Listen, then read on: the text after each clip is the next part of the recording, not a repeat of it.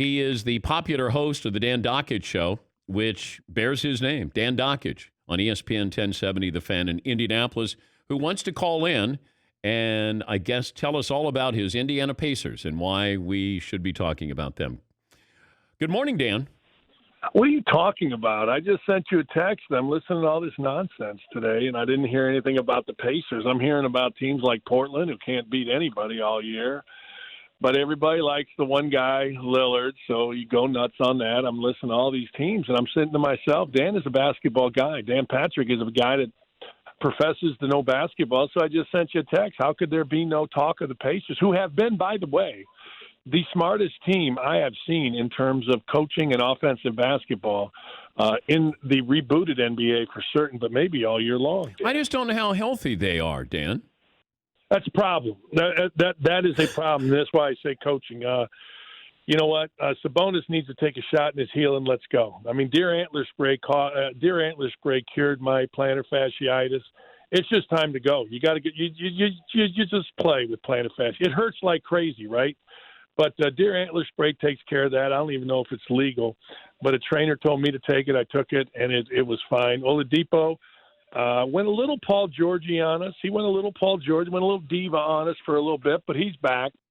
But I'm telling you, Dan, T.J. Warren, people talking about his shooting, but my man has been brilliant. I mean, he is cutting. He is backdooring. He is getting in the mid-post. I call it the Bonzi Wells area. And he made, I think there's a kid named Awangu who was from Kansas State that was trying to guard him the other day, and he made him look sick, made him look like a little kid. This team is good, Dan. This team is smart. This team is good. Brogdon, Malcolm Brogdon has missed, and this is bad. He's missed games because of 8 different ailments. He's a tad fragile, apparently.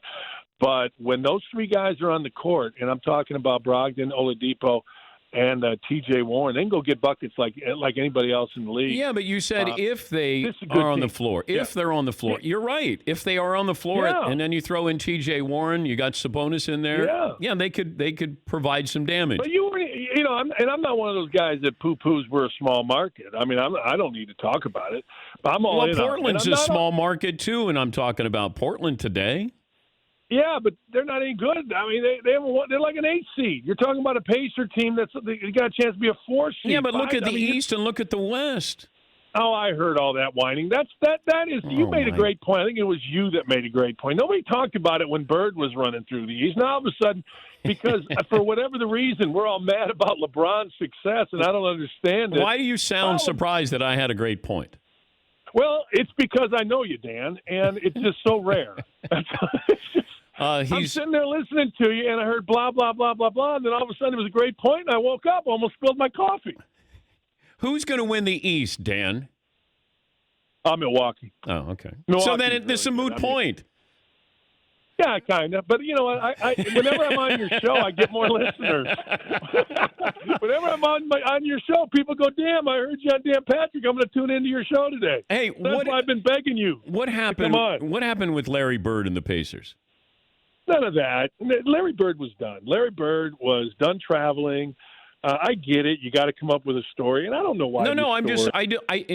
Was there a divorce there that Larry? What I saw is that Larry didn't like the fact that Pacers weren't spending money. Is that? Yeah. That's not. That's absolutely not true. Okay.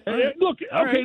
Let's be honest. Everybody doesn't like something about their employee. Okay, and he may not have liked that, but that's not the reason he stepped down. And Larry's been very upfront. He's like, look.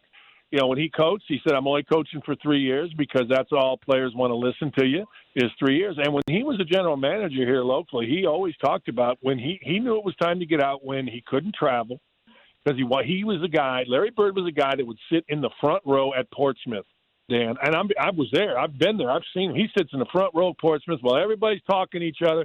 Larry was working, and Larry would fly out. And Larry, he literally – had his back was such that he couldn't do what he wanted to do, and he said it the entire time he was here. When it gets too much, and I know that Kevin and Chad Buchanan and the rest are ready to go, I'm out. I'm going. I'm going to stay around and be an advisor if they need me, but I'm going. And then I read that stuff, and I'm like, number one, why we even bring that up? Because the Pacers will spend. It's never really been an issue. It's just the deal with spending, Dan, as you well know, is two-sided.